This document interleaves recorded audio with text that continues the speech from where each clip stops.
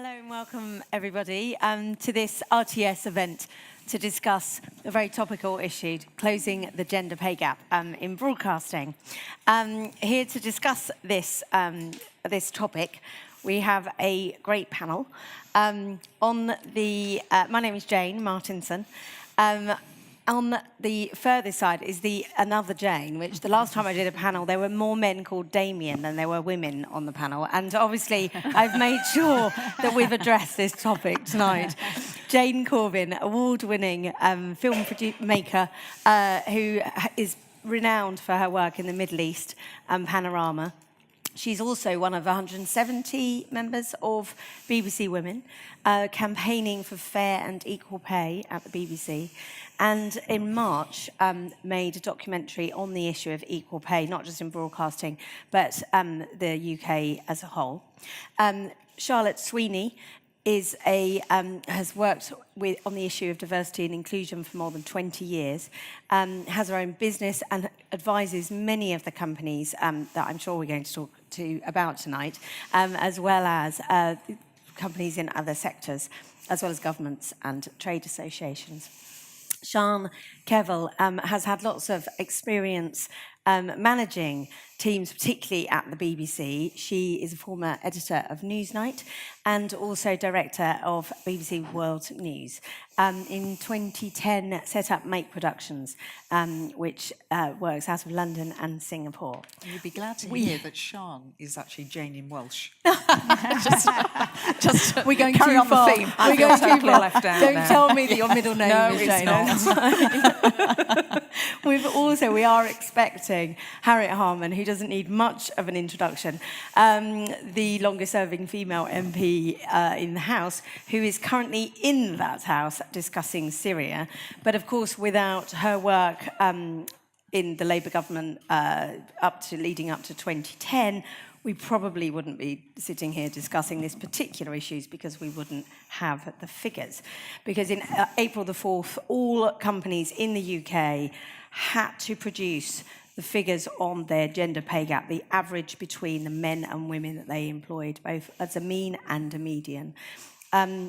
All of the major broadcasters and media companies have disclosed their figures, and tonight we have details from the 5 biggest broadcasters to kick off the debate, which will appear at some point, although I think I'm possibly in the worst place to see them. I think, can you at the back probably can't see the numbers, can you? I don't know. Well, I'll read them out. So, in terms of the mean hourly rate, as you can see, 4 out of the 5 are actually below the national average of 17.1%. Only Channel 4 is much bigger, with a 28.6% gap on average. You've got then ITV with 16.4, Sky 11.5, the BBC 10.7, Viacom, which obviously runs Channel 5, 2.8, the smallest by far. I think we've got the median gap. Again, pretty similar, though Sky doesn't come out quite so well here, and Viacom comes up to close to the average. But again, all but Channel 4 are actually below the average, the UK average, which is 18.4%. Also, this is a trend across the industry. ITN, for example, has a 20% gender pay gap, it's reported. When it comes to bonuses, the top pay, though that's a completely different picture, 72% bonuses. Again, I'm sure with 2 people from the BBC, we will be discussing high pay at these broadcasters, including the BBC. So, to kick us off, because there's lots to talk about tonight. There's another slide. In fact, thank you, Martin, for reminding me of that one. The next slide. In fact, the point that I've made, this is another way of doing it. The proportion of women in the upper quartile. So when it comes to those earning the most, as you can see, there's the gap there. The proportion there is much lower at Sky, and in fact, Sky is the lowest, and the BBC. and again, we will be using the BBC, but it's fair to look at all of those. The BBC, as we know, on-air presenters, the top 7 were all men. I think you can see from those figures that they're unlikely to be a complete anomaly when it comes to the highest paid in this industry. To kick us off, though, in terms of when you've looked at the figures, Jane, you did the documentary for Panorama just a month or so ago.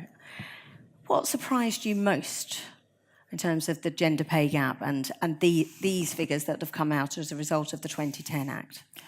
Well, I think what surprised me, what shocked me most personally, if I can go back to last summer, was when the BBC published the famous or the infamous pay list. Now, that's a question of equal pay, which is not essentially what we're here first and foremost to discuss. We're here to discuss the gender pay gap, and we'll get onto it later, what the difference between those two things is. But there was this huge difference at the BBC between the top male on-air earners and the top women, and that was genuinely shocking, and I think it was for everybody.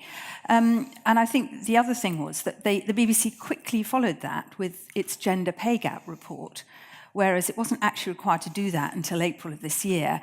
And of course, that presented a much, much better picture for the BBC of a lower than a national average gender pay gap. But it just didn't address those headlines, and it still hasn't addressed those shocking discrepancies between pay and whether or not those pay rates are equal. So that's what shocked me. But I suppose more recently, when we come to the point at which everybody had to report, which was just a couple of weeks ago and about 10 days after we put out the Panorama, I was shocked to see the Channel 4 differential there on the gender pay gap, nearly 30%, and from an organisation that's fond of telling us about its credentials and equality and diversity and all of that. So for me, that was pretty shocking. Sian, I'm going to come to you next rather than Charlotte, just because as a former BBC manager for many years, were you surprised, or did you think, oh, it could have been worse?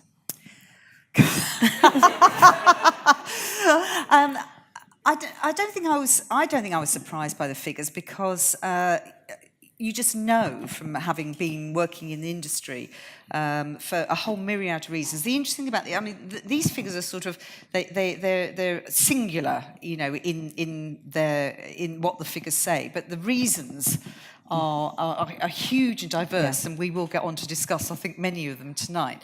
So I wasn't surprised because having been in the industry for many years, I've seen a number of the reasons why you can end up with that type of disparity.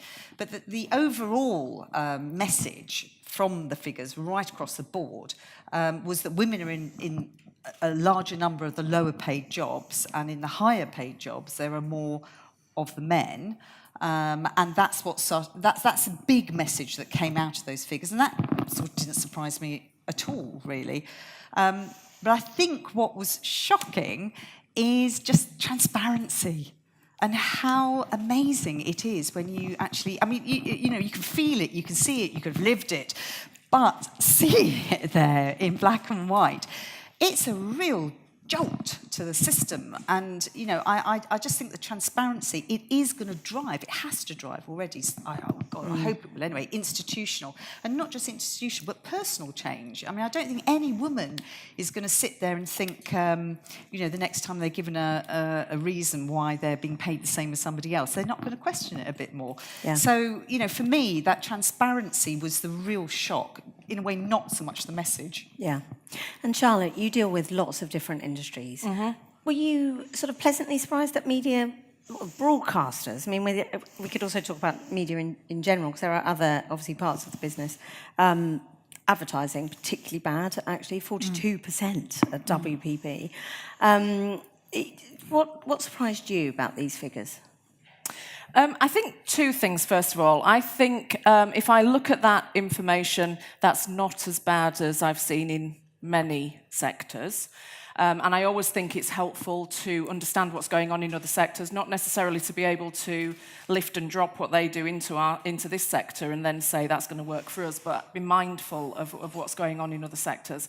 I think what surprised me was the level of surprise in what the data was telling us. Because, if I just think about my background in financial services for over 20 years, Organisations were saying that they were shocked at the data around that upper quartile within sectors such as banking, some retail sectors, airlines and things like that. You only have to walk around offices, you only have to walk around companies to see what actually is going on. So I was surprised that people were highly surprised around it.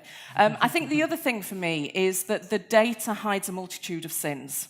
Yeah. So I was part of the consultation around what we were going to report and how would we report it. And that was a painful couple of year conversation, to be honest. And it's very difficult to get a real sense of what's going on in an organisation with a small number of data points. So I think what's really important, great that we've got the transparency, but it's how do we delve underneath that? Because I know we've talked about Channel 4 with a gap. If you look at the proportion of women in upper quartile, they're the best. You know, they're the highest here. So there's something else going on within organisations that we need to unpick, because that information, that one piece of data, is hiding a multitude. Can I just ask on that note, we've mentioned them twice already. Is there anyone here from Channel 4? Marvellous. There's quite a few of you at the back then. We might be asking you to come forward later. No, we'll definitely be asking you to talk about it if you're so willing. We did, just to make sure, we asked all broadcasters that are on this list whether they wanted to be represented or whether they could come along tonight. We're not unfairly picking on the BBC, or the BBC is not coming forward to talk about it more. Can we, obviously there's lots and lots to discuss, but it seems to me we need to sort of tackle equal pay, first of all, head on.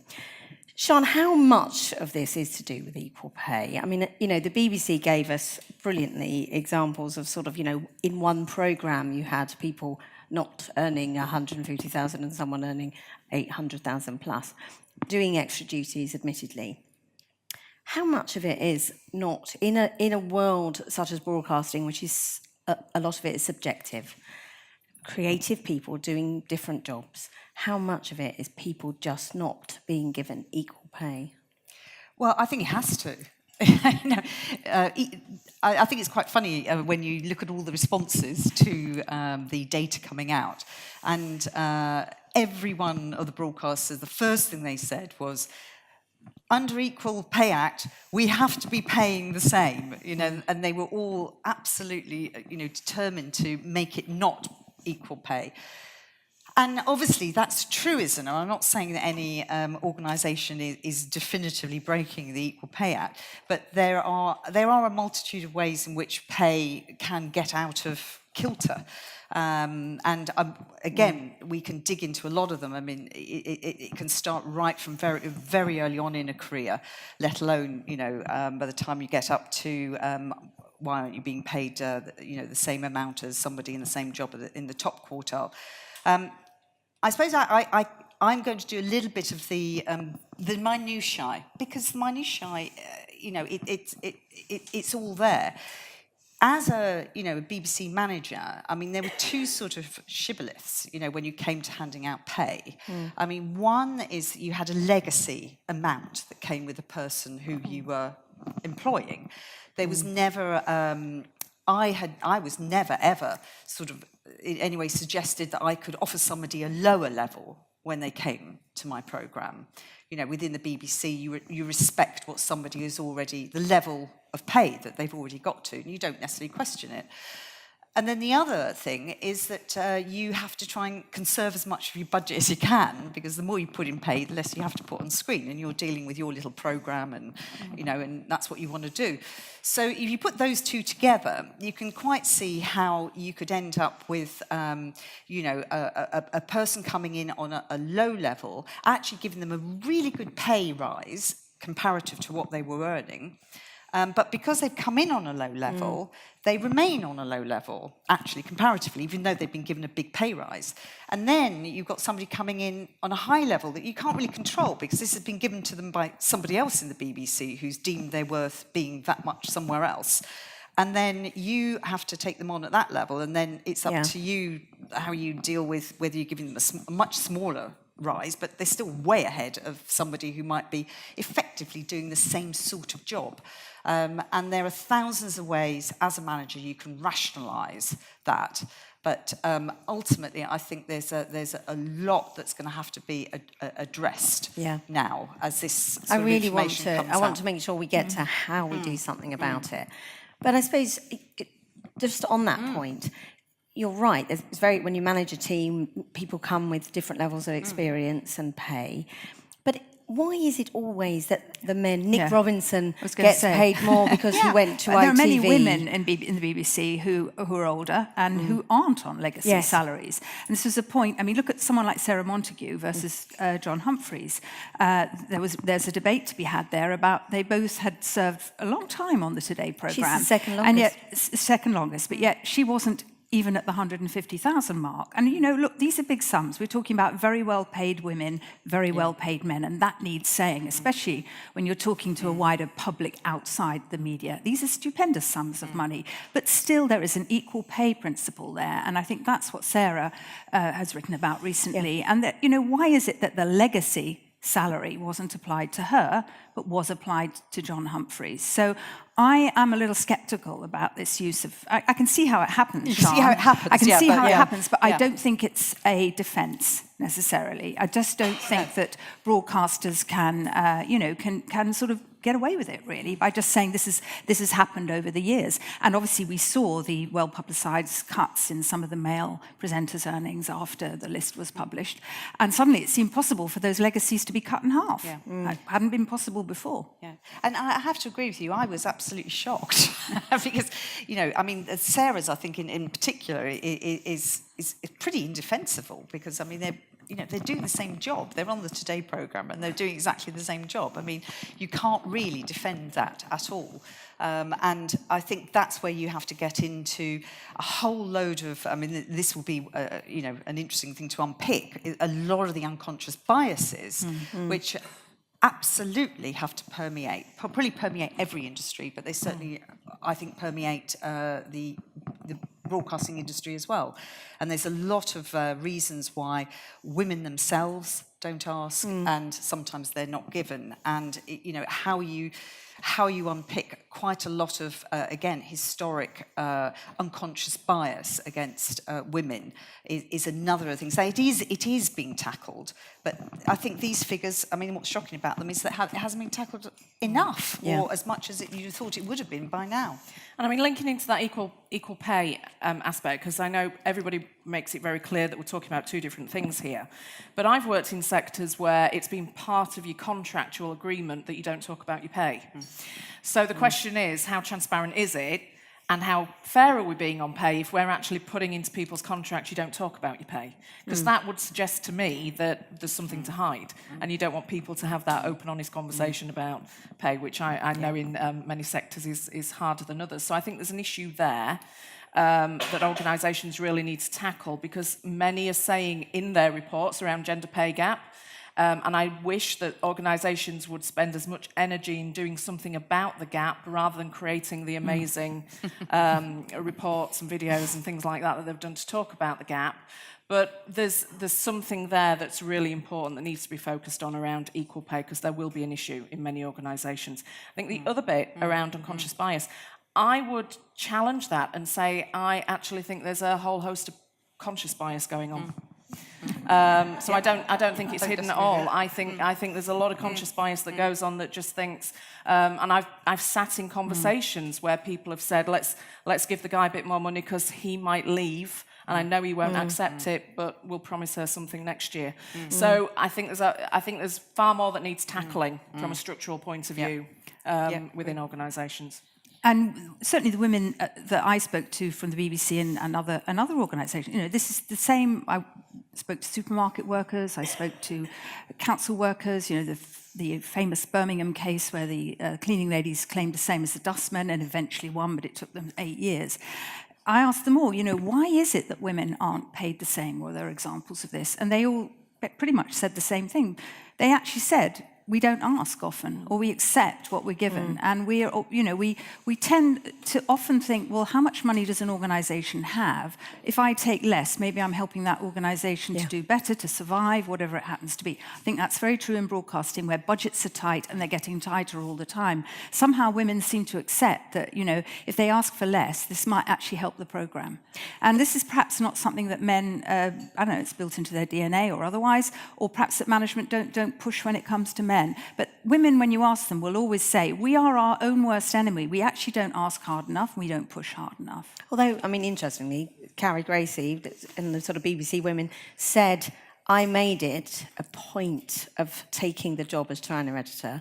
I didn't really want to go, and I said, I will do it if you pay me the same. So there was a very good example where she said, no, really, I want to be paid the same. And they said, yeah, you'll be paid the same. And only 3 years later. So, I mean, how, if you were to, I know it's a sort of very rough measure, but you talk about conscious bias, Charlotte, and you've talked about women themselves not pushing themselves forward. I mean, who has the biggest responsibility here? There's obviously women themselves are either often they've gone part-time. There are many more women are part-time than men still, even with shared parental leave. They're sort of not saying, well, can you pay me more even if I'm working fewer hours? That's very hard. But on the same token, companies themselves, surely, who has the biggest burden there to actually do something about this? Is it culture, or is it the companies themselves have to say, we need to stop this? And if so, what can they do? I think it's a bit of both. So I know of many organisations that will have put in their reports on gender pay gap that they don't have an equal pay issue. I'm not hearing as many organisations say we've done a full, detailed equal pay analysis. Some have done that, and I applaud them for doing that, because many haven't really focused on that. So I think, first of all, organisations really need to focus on what's their system, what's their structure around how they decide jobs and pay. Goes back to your point around legacy. Yeah.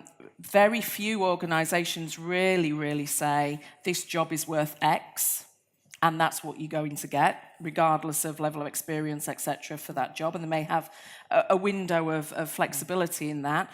But the conversation, when you bring somebody in, usually starts on, and what's the salary you're on at the moment? Yeah. And I have heard stories of that starting salary being overinflated when they tell a new employer what it might be, or what the bonus was, or what the added extras were. So there's an element for organisations, because as we create the structure around how we pay and what jobs look like, there's a whole host of bias in that as well, because humans created it. So the bias is in the process too. And then I think it's also for us to challenge. I know for many years in my career in banking and other sectors where I've decided not to challenge for the pay rise. I've asked for the pay rise. I've been given a great reason why. I thought it was a great reason why I didn't get the pay rise, and I walked away and accepted it. So I think it's both. It's both the organisations and the individuals that really need to challenge it. And how much, Sian, there's also been research about, and this I think is particularly germane to broadcasting, conscious bias, which suggests that if you are, for example, a grey-haired white man, you have gravitas. That if you're David Dimbleby, nobody wants to hear anyone else but David Dimbleby talk about British politics, apparently. So how do you address that? How do you address that sort of unconscious bias that says the higher the voice you have, the less seriously I'm going to take you? Because it sort of boils down to that. I do think there's been a shift over time. I mean, These numbers suggest not so big a shift. It's a bit like the legacy. I'm going to put David Dimbleby in the legacy. Okay. If you've got someone like Cathy Newman now, I mean, how do you address it? I mean, this is where you go back to institutional. I think the institutionals have actually really got to step out, and they've got to go and look. They've got to understand some of the behaviours of women and men, and they've got to address it. So one of the things, I mean, you can have a bit of fun with this. I mean, there is a whole thing that men show off more I think, than women. Women just tend to get on with the job. And so, yeah, how do you deal with that? It's a generalisation. There will be degrees of that for, for both women and men. But broadly speaking, you can see that in a lot of, the behaviour you have of staff. You can see that men often are more ambitious and women can be a bit more ambivalent about ambition and what they achieve in their careers. So you have to I think there's a real key to understanding that women and men behave in different ways. And so sometimes, if you want to address something like that, you've actually got to go out consciously and find your Cathy Newman and put her on and defend her against all the people who say, she's got a high voice, she's too young, she's, whatever it is. You make your choice, you find your talent, and you back them. And actually supporting women, particularly when they are stepping in to areas where they have not been before, is vital. And that's, again, something that sometimes you don't get enough of. And certainly in my career, I've seen a lot of women who are fantastic just seeping out of an organisation because they haven't had the support or they can't see whether if it's not the organisation, it maybe they just can't see that they're going to get a husband who's going to support them in the sort of career they want to do, but they want to have children, so that they disappear and they leave because they make that conscious decision. So, and I don't think that's wrong. Women I think what I might argue is that there needs to be a redefinition of what a successful career is, and it might need to be more. It might need to be more open to it not just being the CEO role, working 80 hours a week. Everything goes into that, and that's the definition of success. I think women actually, in the way they've come into the workplace, have already started to challenge that. And it's going to take a long time, but I think that actually rewriting that narrative is really important, and understanding some of the behaviours of men and women in the workplace, and understanding what that means in terms of not challenging for a pay, not taking the reason, feeling you're going to support women support the company and they're not going to ask for more money. All of those things need to be challenged. Yeah. And ironically, broadcasting should be an industry where flexibility is completely well, especially possible. because the industry's been casualised so much in the recent past. There's a lot of part-timers, there's a lot of freelancers, and it's getting more and more like that, which, of course, fragments the landscape and makes it quite hard for women to know, are they being paid equally? Are they being paid the right rate? If they're only part-time, what happens if they take maternity leave? Can they slot back in at the same level, or do they have to go down a level? And certainly, once the women at BBC started to talk to each other about pay and other things and conditions after the pay list was revealed last summer, a huge amount has come out of the woodwork in terms of what's happened to individual women and how they've fallen off the scale. And strangely enough, at a time when the BBC, quite rightly, has made a big effort to bring more women in at management level and at top management level. And yet these two things seem to be, they seem to be working against each other. I think it's too early to tell. And I would add to some of the things that you've proposed, that you need more women on interview boards, you need more women at management level, you need, as well as supporting women. And also the BBC, there's a huge number of women at the lower sort of journalist levels within, the sort of young, lower level ones. And they need to be given a chance to progress up and then up to the next level. And, this is how they will start to earn more. And this is how you will both reduce the gender pay gap as you get more women into higher earning positions, and also solve any discrepancies of pay if they exist. The BBC, by and large, denies that there's an equal pay problem. It talks about fair pay. But, certainly in the Panorama, Fran Unsworth, who's head of news, did admit that there have been cases of where women are not being paid equally to men. So it seems as if, the BBC is beginning to face this and to acknowledge it. But this is where it does dovetail into bigger issues, because, as you're saying, the casualisation in our industry is incredibly difficult. I mean, I had maternity leave because I had a staff job at the BBC, but I don't know whether the me of now would have that. I might just be a producer, jobbing producer, working on each project, then having to sell myself for the next project. Now, what happens when you have, you want to have your child? You've got no maternity leave at that point. it almost forces you back to relying on your husband, to support you. And, if you're in that case, it's a really big issue. I think that's what's so funny. You have some improvements, and then things happen which actually push you back, and it goes back into whether you need to organise. And it's great seeing actually that the women are starting to talk and organise. And it's about transparency and telling each other. Yeah. And many men at the BBC have been open, and they've told their women colleagues, this is what I'm on. And that is the way. I mean, we can talk, every answer could finish with, and the answer is transparency, because the answer is transparency. But on transparency, obviously the BBC, we not only do we have people here to talk about the BBC, but we know these figures about the highest paid at the BBC. The people from Channel 4, you don't have to say who you are, but how likely is it, do you think, that we all know how much more Jon Snow earns than, say, Cathy Newman? Do you think there's going to be a push within Channel 4 to publish figures? No, we're not getting the pressure to announce that at the moment. Obviously, in terms of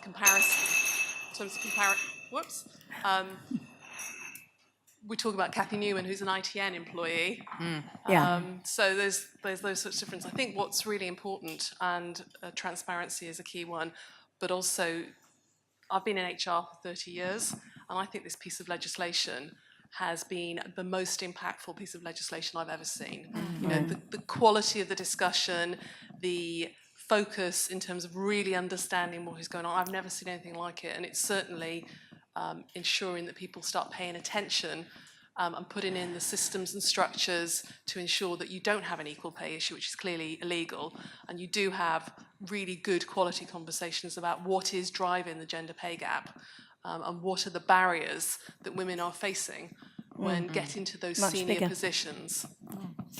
And I think just linking to your point, because you said about it feels like we've gone backwards, and I think it's such an important point that if you look at organisations and sectors that have been working on this for quite some time, and I've been working in this area for 20 years, I feel like it's going backwards at times.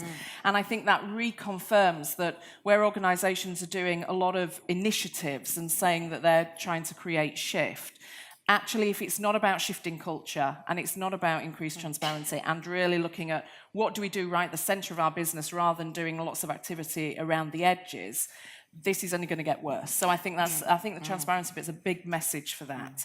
I think the other point linking into this as well, because we've been talking a lot about men versus women and, bringing out a lot of generalisations or stereotypes. So it'd be great to get the guys in the room, your perspectives on some of these aspects.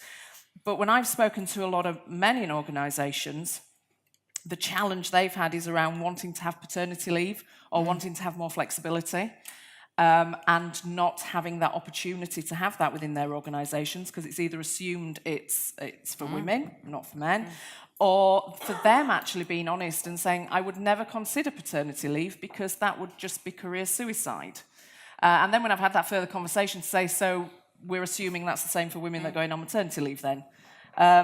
So I think there's a lot of things that are still felt but are not spoken about. And I think the transparency piece will help us bring that out, because I think without that, it's not going to progress. But how is transparency going to be brought in? I mean, the BBC has been forced to do it for 150,000 and upwards, and the same for managers as well, which happened a few years ago. You've heard from Channel 4, it's not going to happen. Is it going to happen at ITV? No company, and no company that's just does it a commercial voluntarily. decision, isn't it? It is.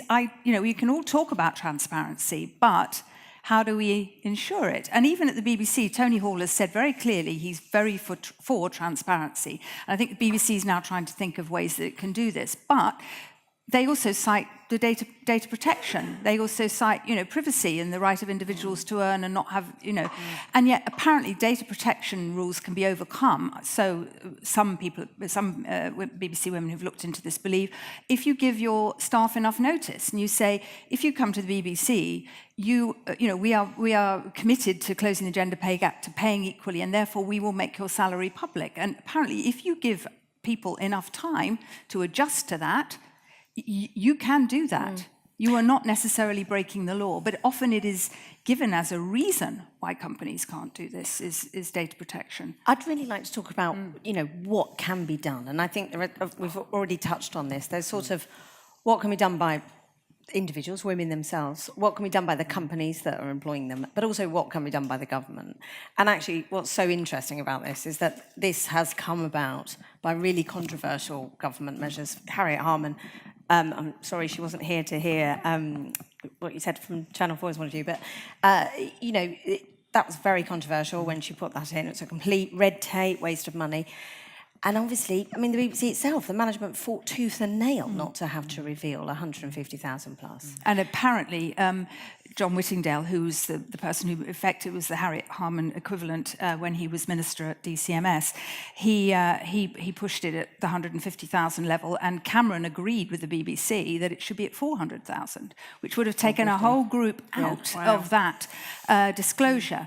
Then Cameron was replaced by Theresa May, who believes it's a burning injustice, and she had a different view, and she supported John Whittingdale to go back to the 150,000 figure, and so they did, and the result was the pay list. So that's the kind of things that were going on in the background in order to get the BBC to publish that. Do you think, though, given no company, I don't think Channel 4's alone, no company will do this voluntarily? No, I don't Do you think so. think the most important thing is further government action? I think. To actually make companies reveal who is getting paid the most? And there'll be very, very few organisations that would want to share that information voluntarily. I think given that this legislation has just come in and we're just seeing the first reports, given that it was 2,000 or 3,000 organisations literally put their report in the last 24 hours of the deadline, I am more interested to see what change happens over the next 2 or 3 years around what they're actually saying, because we're focused very heavily on the data here, and that gives us a view and perspective about what's going on in organisations. I'm more interested in the narrative. So what have organisations said they're committed to doing? And I'm more interested in what happens over the next 2 or 3 years as to how they change their gap. The date of when you collect your data for the next lot of reporting is actually this month. So for many organisations that have just literally reported, there's not much time for them to really make a difference. If they've put something really whizzy and fantastic in their last narrative to say they're going to change the world in 12 months' time, good luck, because that data's already been pulled together. For me, it's about what organisations say they're going to do and then commit to doing.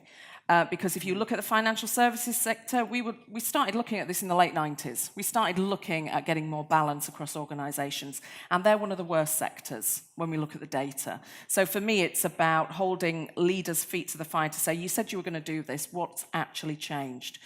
The other thing that I think will have an impact on that is people going into organisations, looking for jobs, deciding where they're going to go. There's 2 places they're going to look for this increased transparency. One is the data on the government website. What do these organisations look like?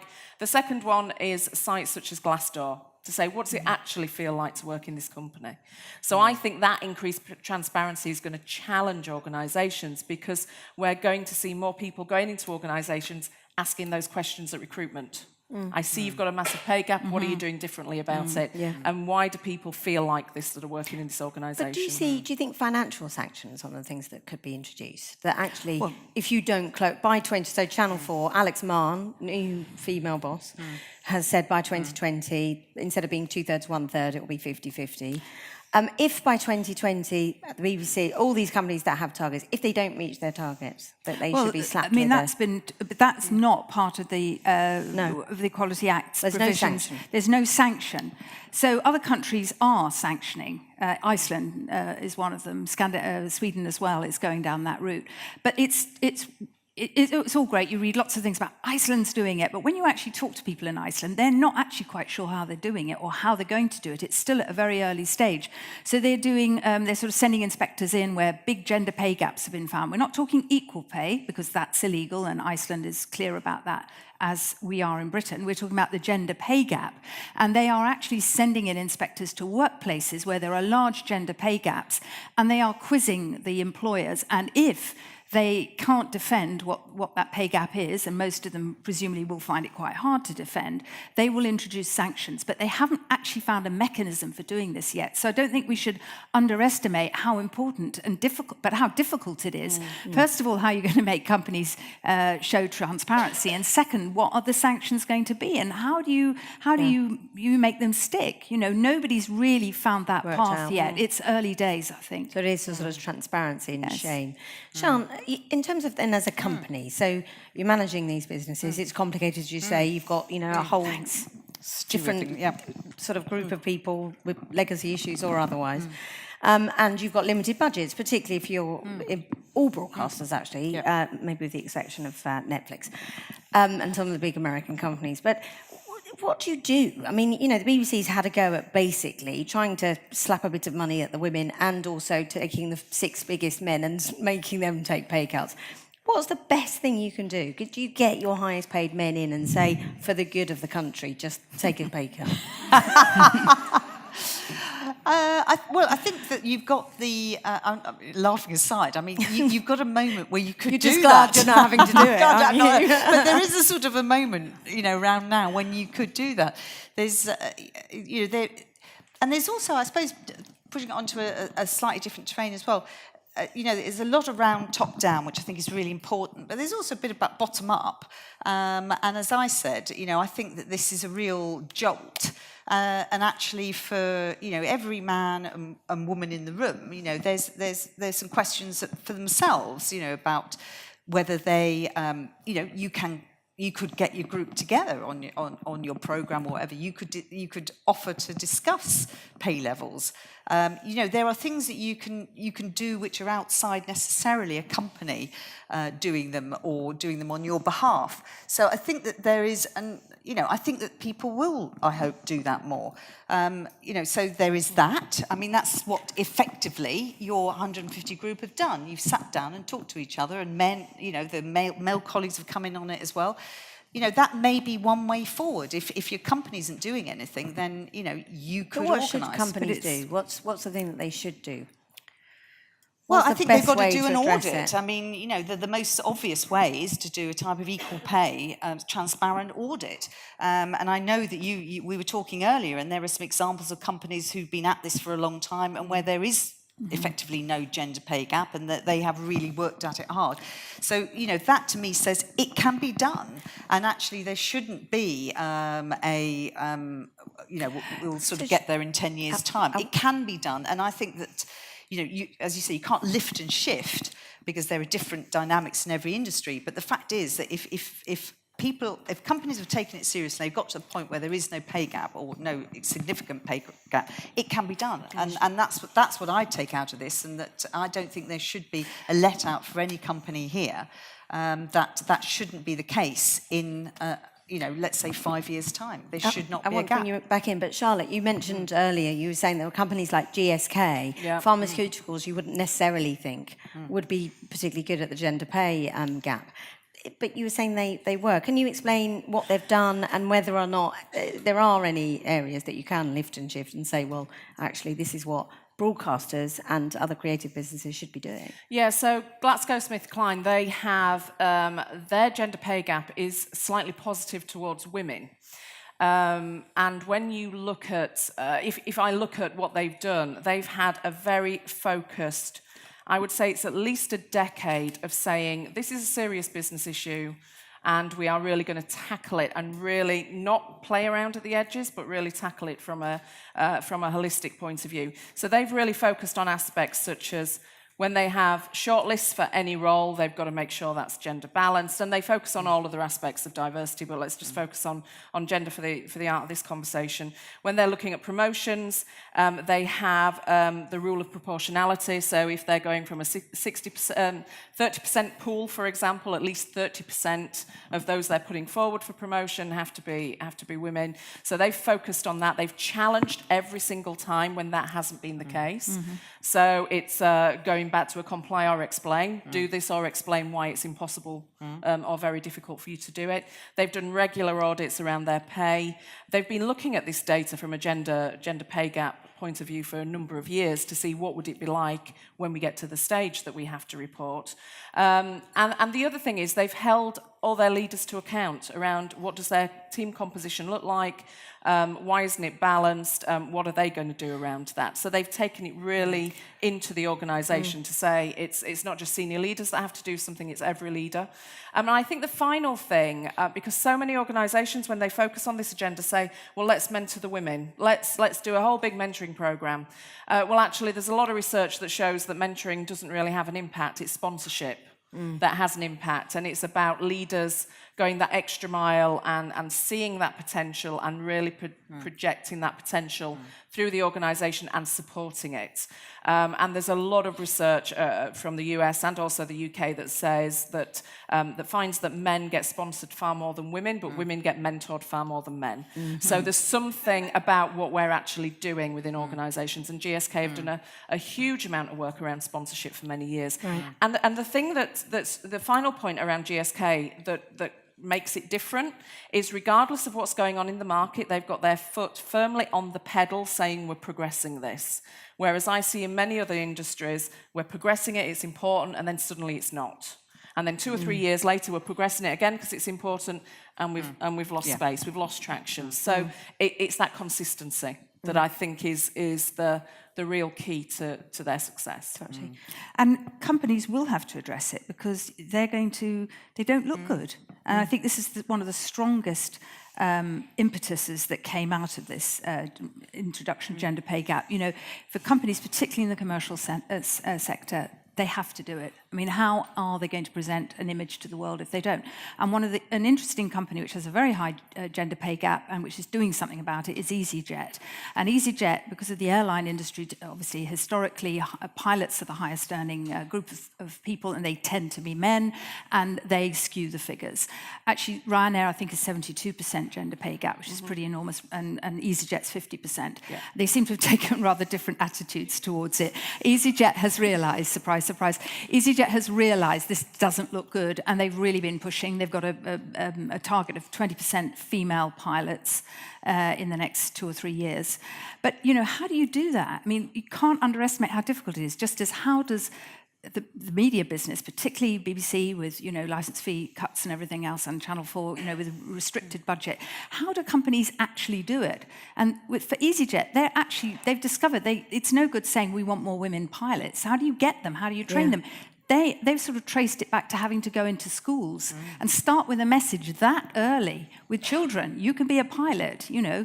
And I just think we shouldn't underestimate how difficult it is. Yeah. And I think, you know, GSK, you know, is very different. But what do you do with industries like the airline that have such a you know, historical imbalance? And what do you do in our own business when there isn't any money? It's going to cost to make sure that these imbalances don't happen, because, as we've already discussed, all the men aren't going to be taking pay cuts. It's just not going to happen. So the money has to be found, and that's very difficult, particularly for the BBC and Channel 4. But just linking into EasyJet, one of the other things that happened that was very public was when their new chief executive, Johan, took a pay rise, a pay joined, cut, he got offered £40,000 more than Carolyn had, as she was chief exec in EasyJet. And he said, no, I'm going to get paid the same as Carolyn got paid. And he made it public. And he used transparency to say, this is what I've been offered as a chief exec, and I'm going to take 33%, 33,000 pay cut. You could take a negative view, though. Why on earth are they offering him more, given that she Good question. Well, maybe that company. I think, I mean, I don't know, but I think that it was because of his longer experience within the industry. She was a chief exec, but she didn't come from within the industry. She turned it around. I don't say that that's an excuse or a reason for it, but he was, you know, he stood up and he decided, you know, the impetus has to come from the top. I have to take a pay cut in order to convince everybody else at EasyJet to keep working on this. And that's an important point. Just about setting the tone. Exactly. To say this is important, and I'm prepared to do something personally strongly about it. Yeah, Can I- and I talking think about- that is. I think again that is really important. I think every one of us in the room has their own responsibility to call out bad behaviour, to make sure that, as you say, boards are equal, that you've got men and women on it. That often women don't put themselves forward. You seek them out. You make sure that you have a good representation. On within your applicants for jobs. There's lots of things that, at a very individual level, any manager, in our industry can do quite a lot. Just themselves. What difference does it make, though? You've mentioned Carolyn McCaw. Interestingly, obviously, she's now running ITV. Channel 4 came out worse in this, now run by a woman. I was really interested. I'm going to read this out. So McKinsey, which is one of the few companies globally that have done the research about, what economic impact will it make to close the gender pay gap? And they think, 150 billion globally by 2025. However, McKinsey got a woman, senior woman, and their average gap is 24%. So they're not actually managing to do it themselves. Yeah. But given that, what difference will it make having Alex Mann, Karen McCaw, and obviously, other media companies at The Guardian, we have Kath Viner. What difference does it make? I can ask you first, Charlotte, because of the sort of non-media. I think it makes a big difference, purely by giving people, first of all, that role model at the top to say it is possible, it is achievable. The biggest frustration and challenge I have with organisations across every single sector is whenever we talk about this issue, people say, oh yeah, but we've got to get the best person for the job. Which then naturally suggests that the people that you're talking about are not the best people for the job, but we're giving it to them because we have a quota, a number, whatever it may be, an aspiration around closing the gender pay gap. So it's aspects like that that need to be constantly challenged. And I think when we see more women in more senior positions and running these organisations, that will start to show that bigger picture of there are more role models out there for people to see that it can be done, to aspire to it, and really challenge that comment that many people use to close the conversation down, saying, yes, but it's got to be the best person for the job. Because I would say for every organisation, isn't that a given, that it has to be the best person for the job? We're not going to look for the third or fourth person. But actually, we all need to be broadening that pool to say, where can they be? Let's not assume that where we've always looked is where that best person is. Yeah. And of course, both of those women were the first time Channel 4 and ITV have appointed women. And of course, we've never had a BBC Director General who's a woman.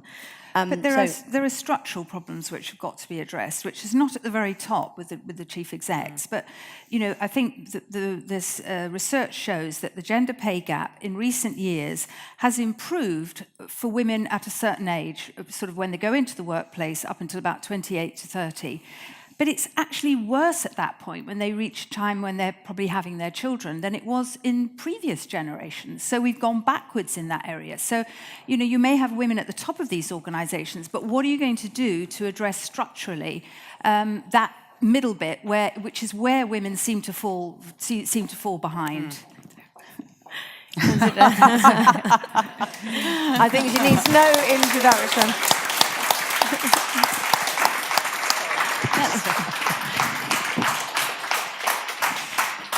Harriet, thank you so much for coming after, I can imagine, quite a long and difficult.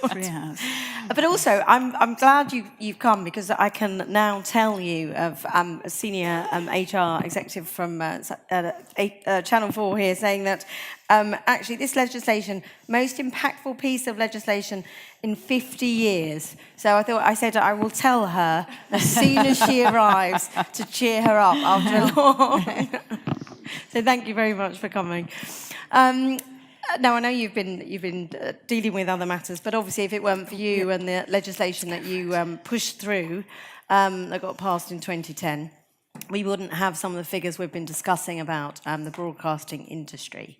I suppose I'd really love to hear what you think about, what you've been pleased with and what you've been most sort of surprised by out of the reported figures. So sorry for being several hours late and arriving just as the drinks are about to be served. I see them glinting in the back there. That's very encouraging. But we've had a 3-hour statement on the Syrian airstrikes. So I think the whole point about the gender pay gap information was to keep it really simple so everybody in their own place of work, management, men and women, could actually see what the picture is. Because for ages, for some, I mean, in the way back in the day, people used to think that it was quite wrong for women to ask for equal pay because the man was the breadwinner, he had to earn the family wage, and that was the way it should be. Then it became that everybody agreed that men and women should have equal pay, but somehow it didn't actually happen, even though women had equal educational qualifications and were working in every sort of sector. But equal pay was just not happening. The global figures showed that.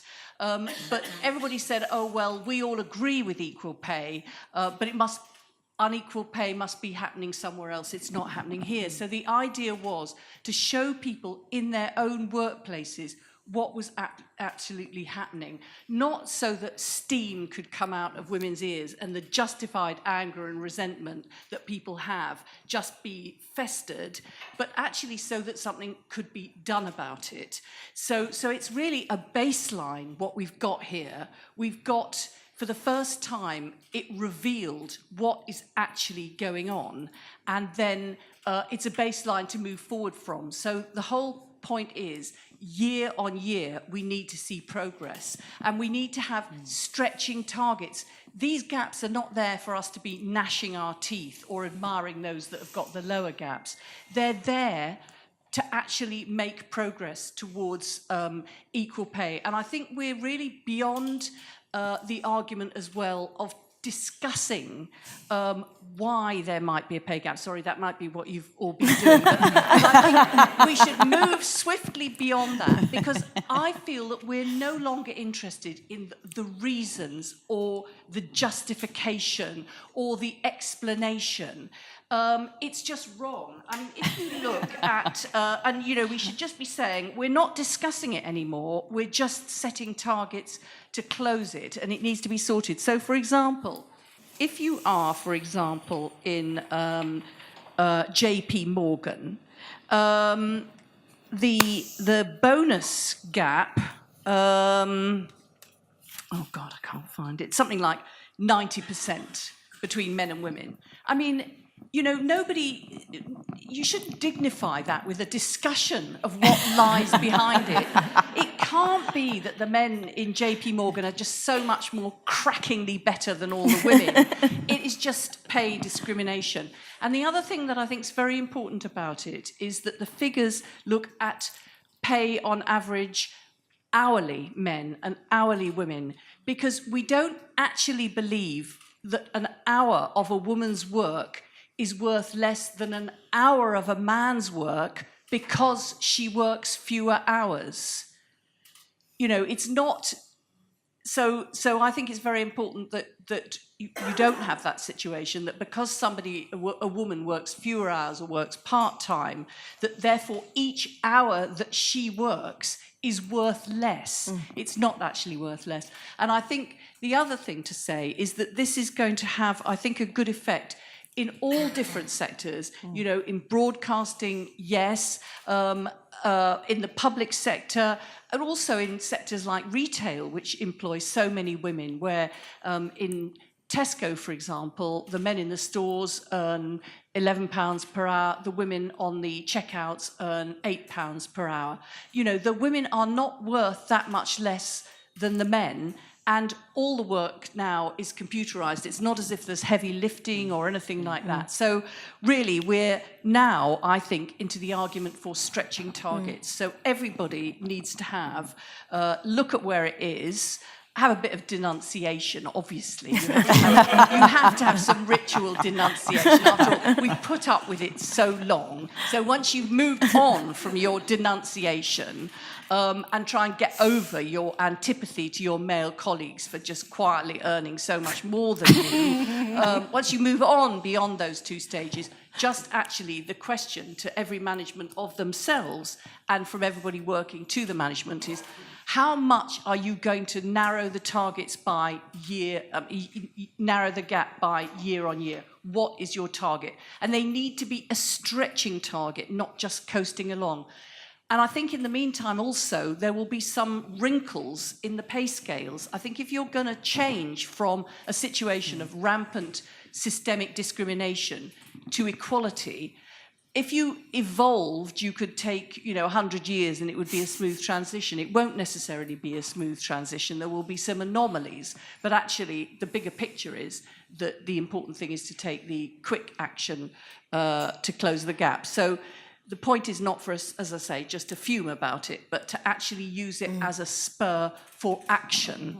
And for us, you all to be meeting in a year's time and looking at these figures and saying who's had the wake-up call and really changed things and who's just coasted along, having more explanations. I think the RTS are already planning just such an event, in fact. Harriet, though, one of the things we talked about, and I do want to leave time for questions, but what's great about this, obviously, the transparency that's come, that everybody's had to disclose these figures. And in fact, we've talked a lot about the BBC and how they've had to go a step further and actually give individual pay.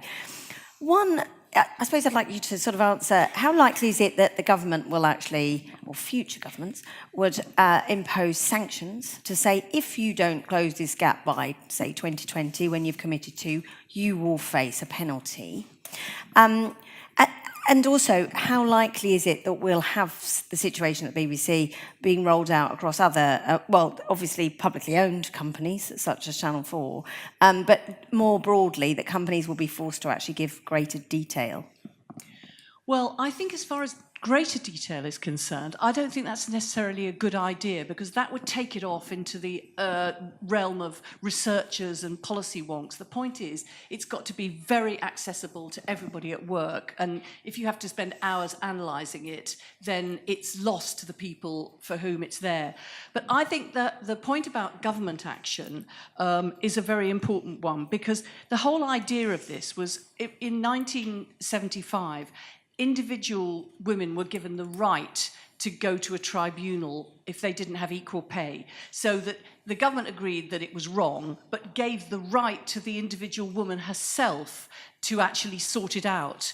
And that's a very difficult thing to do. As an individual woman, even with the support of a union, it's very difficult to give the kind of victim, if you like, of unequal pay to be the only way you could change it. So the idea of this was to make it a public policy issue, so that government and the Equality and Human Rights Commission and everybody could see it, and then you could have top-down action on it, not just bottom-up action. And particularly when people change jobs and all their personal circumstances, the idea that you want to have equal pay and you leave the enforcement of it to the people who are down at the bottom of the system suffering it. So really what I think the government should be doing now is they should be making sure that the Equality and Human Rights Commission are really doing all sorts of inquiries into different sectors, into different regions, are themselves making proposals about setting targets. They should be like the Ofsted, like Ofsted is for schools, the Equality and Human Rights Commission should be like that for organisations, actually going around, looking what's going on and setting them targets. And then the government themselves, they should have in a cabinet the discussion for each sector. Each Secretary of State's got a sector, whether it's agriculture, whether it's education, whether it's health. They are massive employers and they've all got their own pay gaps, and they should sit around the cabinet table and say what they're going to do about set targets within their own departments, rather than just look at the figures and move on. And then the following step after that is to actually more or less fine companies if their pay gap is over a certain level. That's not in the legislation.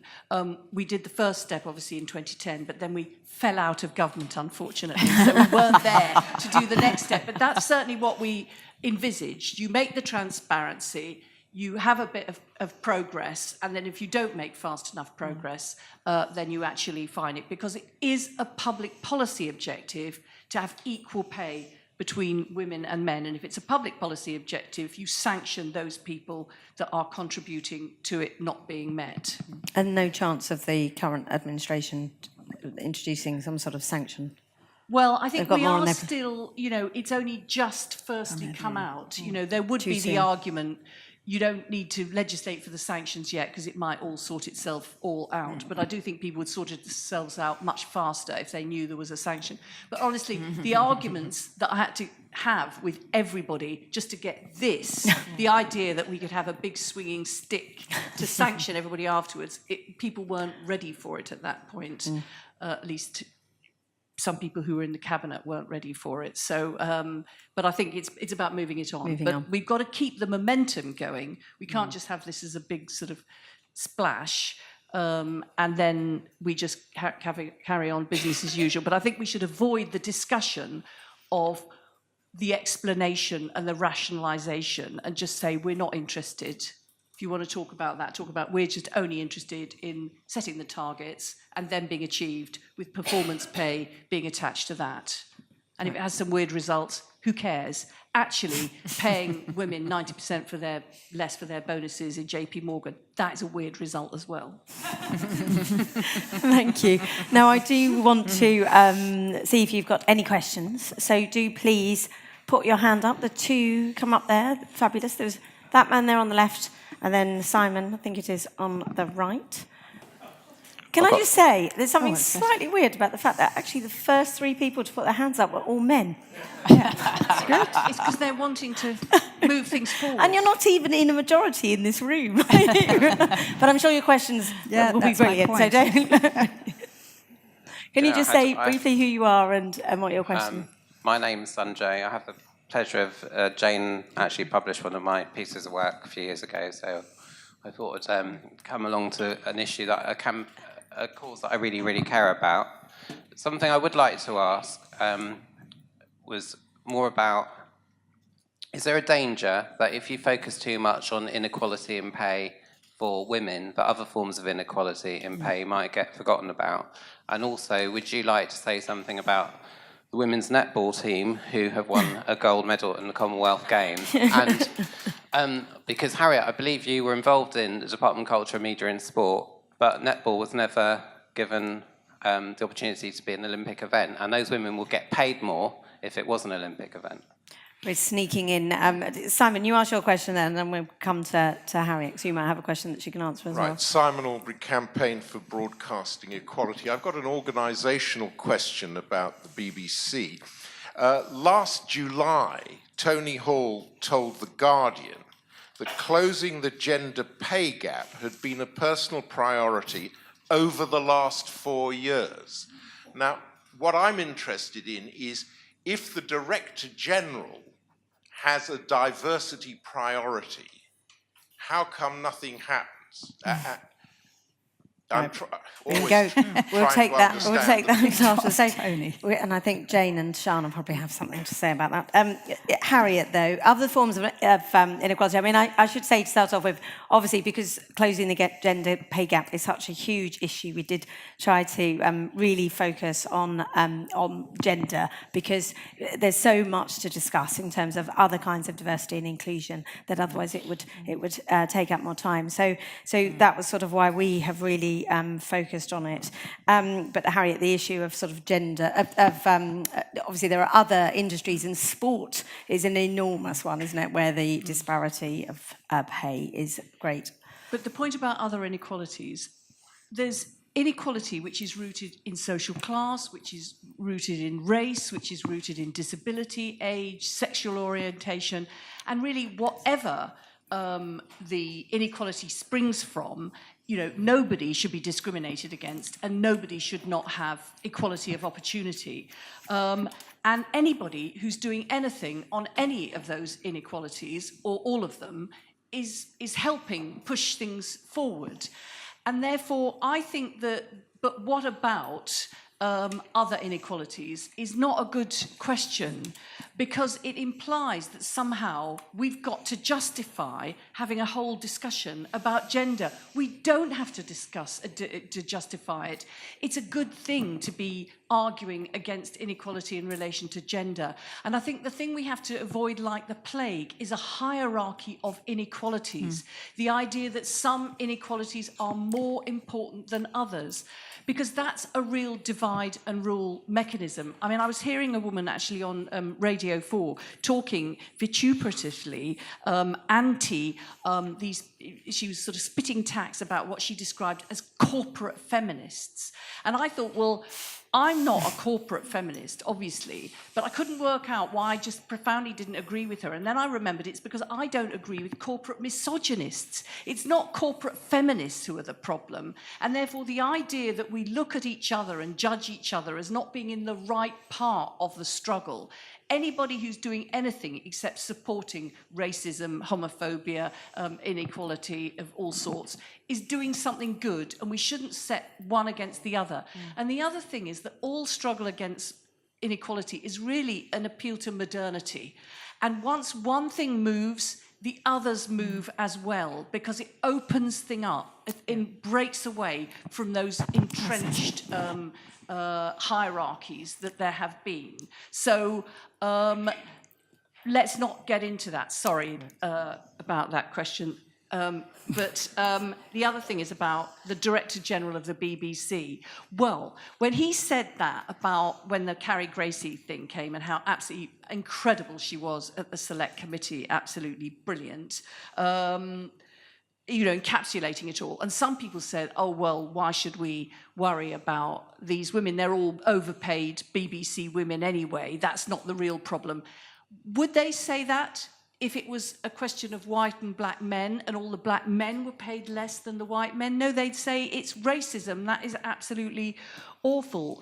So I think the thing that really got me about the Director General, though, is when he said, we really do need to be much clearer at explaining the pecking order. And it's like, no, we don't want that pecking order anymore. That invites us to believe these incredible, phenomenal BBC women are less good than the BBC men. They're not. And there's no evidence that can prove that, and therefore we should just be not believing that, and therefore they should be paid equally. Full stop. I want to come in on Jane, but just briefly that question about netbox. I'm sure I'll ask again. Just the sports. I mean, sports in general. It's such a great gulf, isn't it? The gap in pay. Could the government do more to try to do things like give it Olympic status? Well, Try to push. If you look at the various sports bodies that fund all the different sports, there's an absolutely massive structural inequality in funding men's sport and women's sport, and that is public money. And if there's a public policy objective to have equality, and half the population are women, then the idea that public money goes massively disproportionately to male sport, so that needs to be all sorted out as well, definitely. They were great, weren't they? It's a problem of perception, because in the BBC, some of the most striking examples of discrepancy between men and women's pay is in sports presenting. And this was highlighted in the list, Gary Lineker versus, Claire Balding, et cetera, And on the panorama that I just did, Martina Navratilova revealed that she earns a tenth of what John McEnroe earns for the Wimbledon fortnight. Now, perhaps doing different amount of hours, et cetera, but 10 times? Quite hard to believe, really. And on your earlier point about why aren't you looking at other inequalities, I mean, I just think that one of the things that's happened at the BBC since the gender equality and equal pay row hit is that Tony Hall has announced a lot more discussion on diversity, on BAME, and promotion, on social class. It is beginning to move. So it is, as Harriet said, once you open up the debate on gender, perhaps you're going to open up the debate in all these other areas as well. And there's been some positive things and some, realization on all these other areas as well. And Donalda McKinnon's been appointed to look at culture in the BBC, particularly with regard to women. So, and Simon's question, I think, has to ask Tony Hall, doesn't he, about why the Director General said he's made it a personal priority. I don't think anybody that works at the BBC could comment on that, really. Why he didn't succeed over 4 years when it was a diversity priority? Because it was a priority with a very microscopic P. I mean, you you can't be that ineffectual if you're at the top of the BBC. You know, it's not like the laws of physics. It just needed somebody to do a bit of sorting out on it. And instead of just doing lip service. That's the thing, is everybody's been doing lip service, and the point about these numbers now is that we have to go, that's exposed, and we're not interested in the lip service. I think it was quite interesting when he came in. He actually, I remember it was quite a big thing in sort of the news area. He almost imposed Michelle Hussein, you know, on the Today programme to start to create, you know, another female voice presence on that very male-dominated programme. And I know from my many years in news and current affairs that, you know, there was all sorts of justifications about why men, you know, these men who'd been on the programme for ages need to stay on the programme, and, you know, there just wasn't a good enough woman around to come along. And I remember he made that change. But I suppose that's what's interesting about that, is that it's that mentality that maybe you just make one change like that, and then somehow the trickle down will you know, send a flood through the whole organisation. Whereas actually the figures now have shown that it just doesn't work. You know, you can make a totemic change like that, which was a big change at the time, but it didn't have any broader effect within the organisation. It needed more systemic change, and he hasn't done that. And that links to the point we were talking about earlier about that consistent focus and pressure. You know, in the organisations that I've worked in, the sectors I've worked in, regardless of whether the chief exec has said, this is a priority for me, diversity and inclusion is, you know, the lifeblood of our organisation, we can't live without it. It surprises me that so many people then commit to doing something, then quite happily walk back into the room 3 months later and say, haven't done it, haven't had time, but I'll try again in 3 months' time. So it really isn't a priority. You're absolutely right. It's a very small p around priority, because if it was, you know, people would be hung out to dry if they weren't really creating that shift. One action's not going to make the difference. It's that consistent focus and push that makes the difference, that very few companies have really, really done. Now, there was a gentleman at the back, and there must be a woman in this audience who has a question. Oh, look! Just a bit pushing. Hang on, because I had a few, actually. They said there's this lady there in the white, and there's that one there in the black. I can't really see anybody. That's it, I can see black arm, that's fine. Right, you first, then. Nick Ratto, journalist. In my working life, mostly in the broadcast industry, I worked for Broadcast Magazine for about 12 years. People didn't talk about what they earned. It's a cultural thing, cultural secrecy. And I think applies to a lot of people. And I'm sure that kind of if we didn't have this cultural secrecy and far more transparency, we wouldn't have so many of these problems. I mean, are there other Western democracies that are better at all this than we are? Are there other, did you say? Are there other? Jane, you talked about Iceland earlier because the documentary and also, you know, civil servants have pay grades which are published. Teachers have pay grades which are published. University lecturers, although there's some difficulties there.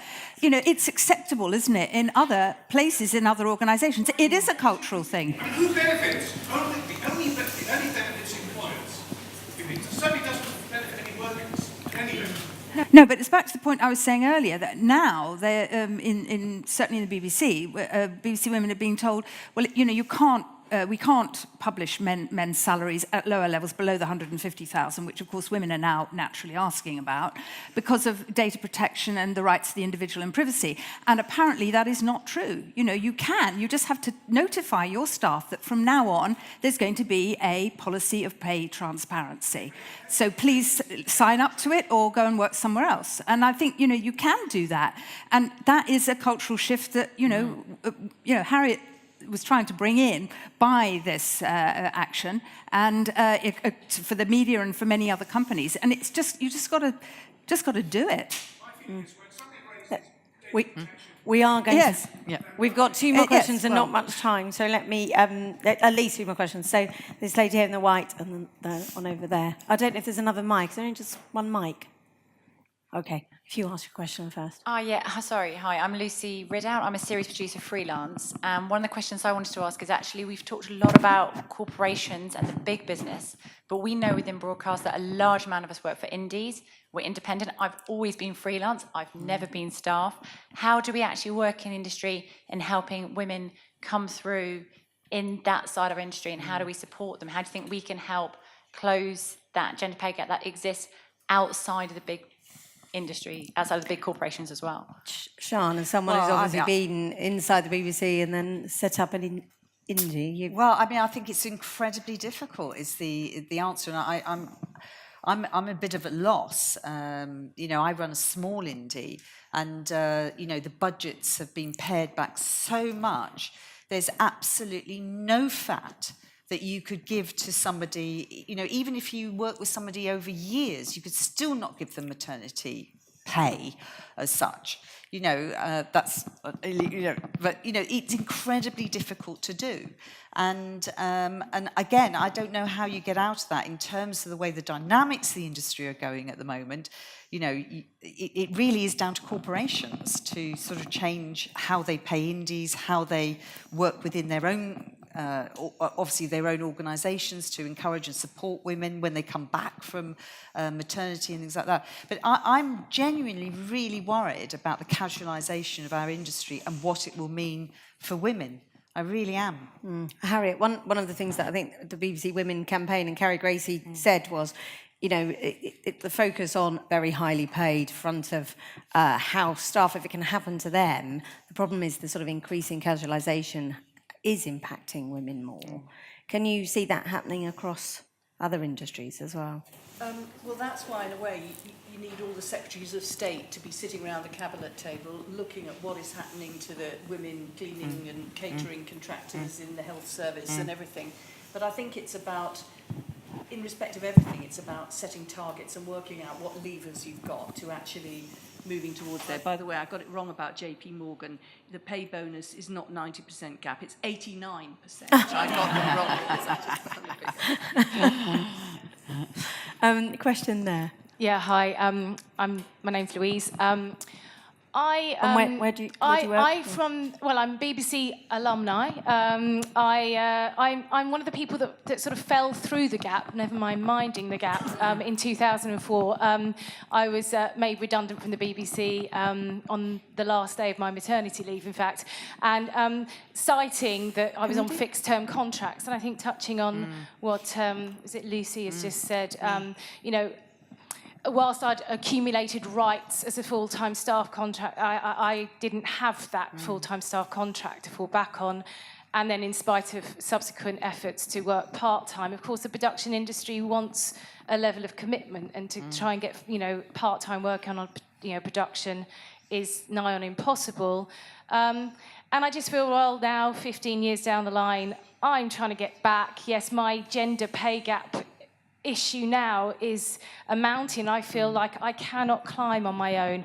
I don't really know the conversations I'm supposed to have. Do I go back? I was edit producer on The Weakest Link. I was doing really well. I was almost on that tipping point of my career trajectory going where I needed it to be. To just be providing for my children, you know, on a very basic level. That's what it comes down to. I didn't work and didn't build a career thinking that because I'd had a child, that then made me less valuable as an employee. And it happened, you know, growing up in the 80s with Margaret Thatcher. Go on, girls. You know, this is the 80s. We can do it. We can do it. And it did shock me. And I think we've talked a lot about surprise and shock, and I didn't realise that this would happen, and therefore I didn't have the tools, I didn't know the conversation I was supposed to have. So how can now we look forward to supporting women who, rightly or wrongly, want to actually take a little bit of time out, but work part-time in broadcast media and still be respected by the industry to get the contracts that mean you can still go on and provide for your family? I think that's part of, you know, what I was discussing about the need for more for everybody at management level to understand, you know, the different pressures. And it may be a guy taking parental leave, as you were discussing it. You know, it's I have to both- say, that's another Yeah. issue as well. I feel like my husband didn't have a choice. Yeah, either. exactly. And I I feel think- like our choices were skewed, and I think that's another cultural Yeah. issue for men Yeah. to have more choice Yeah. in paternity. I think absolutely. I think there's a joint dialogue around a lot of that now between, you know, where men have got to work with, you know, it's the same problem for both in a way, but the culture of the companies doesn't help. But I certainly think that is a very clear example of where if you came back in and you were applying for jobs, whoever was on that board needs to understand your background, where you got to. It's not about just saying, okay, here's the people, just on the straightforward, superficial, who's just come out of a job, you know, I'm going to take them. They need to understand, you know, that they actually need to support and actually maybe take a risk and bring somebody back in who's been out for a while, but who's got all the skills. But that's the sort of thing that you don't see, in a way, education going on, that actually people on boards need to think about who they're appointing. Actually going out, you're a freelancer, that maybe that they approach you and say, look, there is a great job, there are other people going, but would you like to apply? You know, and actually trying to increase the pool and understand that you've taken decisions, but actually if the industry as a whole needs to recognise that, you know, there are lots of people like you out there that should be either brought back in or supported in some way. And it's people like you that the sort of high-profile cases, you know, it's the whole industry, isn't it? Now, there are two people with questions. I think that's definitely all we've got time for. So could you make them quite short, if you don't mind? Yes, if you could... Well, I was going to say, if you give the mic to that lady and then you ask... no. Oh, we're not doing very well. Is the glass ceiling being crushed on the ground? It's fine. It was just my directed to attention. If you could ask, there's two really quick questions. I'll be very and quick. then that lady there. Thank you. My name's Jill Cochrane, and I was a journalist. I'm being naive about this, I think, but if we had a legislation that said you get paid for the job and not the person, if we paid for the job and not the person, we might lose some stars. We might lose some very good managers, but we'd get new ones, and we would have a completely new way of looking at the way we work pay through the broadcasting industry.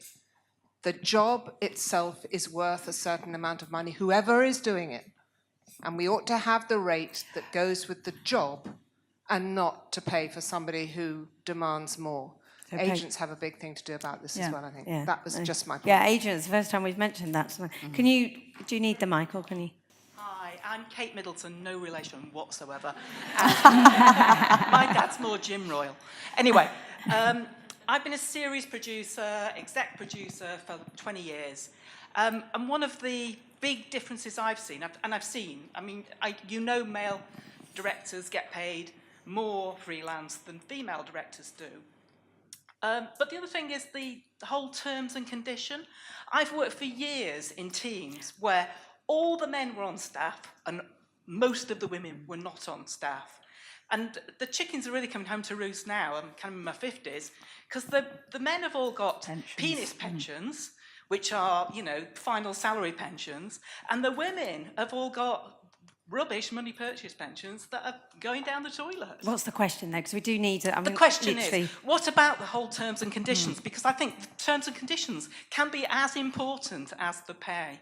Yeah, terms and conditions, I think, well, Jane, that's... all I could say is, yeah, you're absolutely right. And again, this has been identified at the BBC as a result of the pay list and all the women speaking to each other. And I think the BBC is now having to introduce new terms and conditions. There's a lot of discussion over them.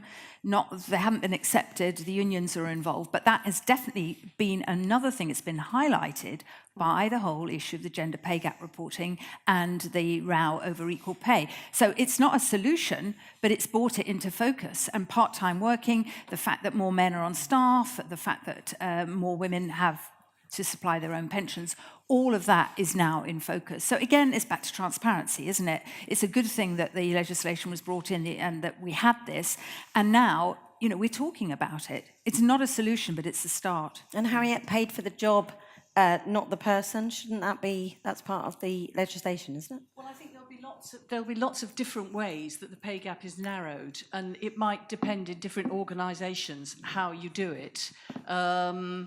But So I think in a way, it's the outcome that needs to be focused on and just setting these targets. And then everybody can work their way around it. And I mean, when I was first starting out in the House of Commons and it was 97% men and only 3% women, then the men used to say, but none of the women want to be MPs. There's a supply side problem. And that was just, we said, well, we're just going to change the rules so that 50% of the seats that we think we're going to win have got to be women. And of course, the supply was actually there. I mean, one guy actually said to me, there are, women you don't understand anything. You metropolitan elite London middle-class woman, you don't understand. Northern women, they don't want to be MPs. And one even said, there aren't any women in the North, which I thought was absolutely... So